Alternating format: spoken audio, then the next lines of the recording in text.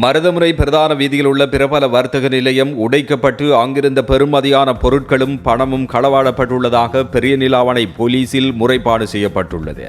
இந்த திருட்டுச் சம்பவம் தொடர்பாக மேலும் தெரிய வருவதாவது, நேற்று 26ஆம் தேதி வியாழக்கிழமை நள்ளிரவு வேளையில் குறித்த வர்த்தக நிலையத்தின் முன்பாக உள்ள பூட்டுக்கள் உடைக்கப்பட்டு உள்ளே சென்ற திருடர்கள் அங்கிருந்த பெறுமதிமிக்க பொருட்கள் மற்றும் அவசர தேவைக்காக வைக்கப்பட்டிருந்த சுமார் 5 லட்சம் ரூபாய் பணத்தினையும் திருடிச் சென்றுள்ளதாக வர்த்தக நிலையத்தின் உரிமையாளர் இன்று போலீசில் முறைப்பாடு செய்துள்ளார்.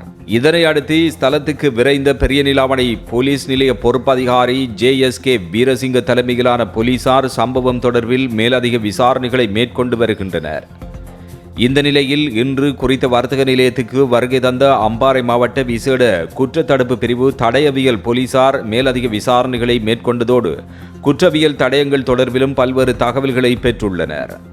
அண்மை காலமாக மருதமுனை, பெரியநிலாவணை, கல்முனை, பாண்டிருப்பு போன்ற பிரதேசங்களில் திருட்டுச் சம்பவங்கள் அதிகரித்து வருகின்றன.